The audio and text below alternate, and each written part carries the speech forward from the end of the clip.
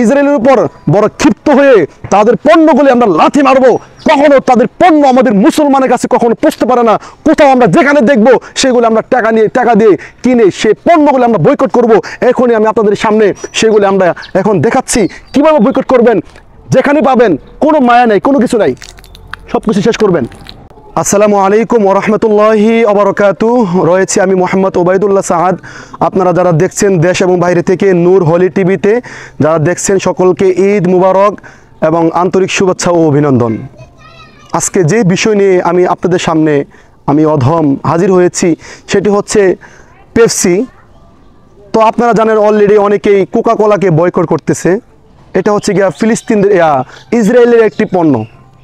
তো সে ইসরায়েল কিন্তু আমাদের কাছে এই পণ্যগুলি বিক্রি করে তারা অস্ত্র কিনছে, সে অস্ত্র দিয়ে মুসলমান ভাই বোনদেরকে আক্রমণ করতেছে। আমরা কখনো চাইব না আমাদের কাছে এইগুলি বিক্রি করে আমাদের টাকা নিয়ে ফিলিস্তিনে সে আক্রমণ করে। আমরা কখনো চাইব না, আমরা কখনো চাইব না এইগুলি আমাদের কাছে থাকুক। অতএব যে যেখান থেকে দেখছেন দয়া করে আপনাদের কাছে অনুরোধ করে বলছি, আল্লাহর জন্য হলেও শুধু কোকা কোলা নয়, ইসরায়েলের যত পণ্যগুলি আছে অবশ্যই আপনার আমার সকলে বয়কট করা ইমানি দায়িত্ব। আজকের থেকে, এখন থেকেই, কাল নয়, এখন থেকে আপনাকে মানতে হবে।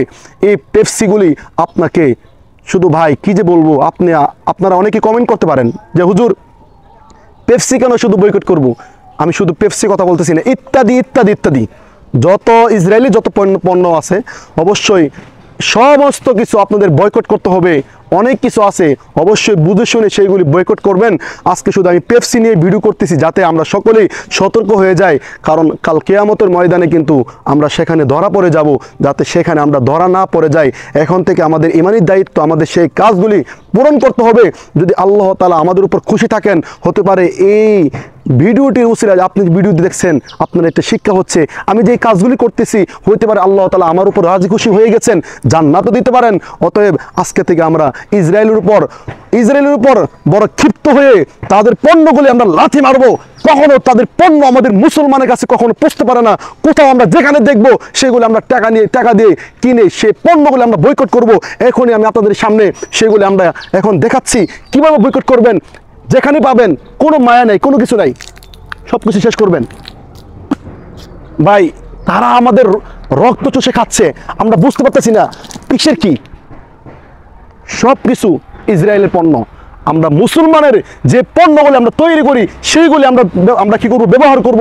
ইনশাআল্লাহ ইনশাআল্লাহ ইনশাআল্লাহ আগামীর ইসলাম আপনার হাতেই আমার হাতেই কালিমার পতাকা উঠবে, যদি আপনি আমি এখন থেকে সচেতন থাকি।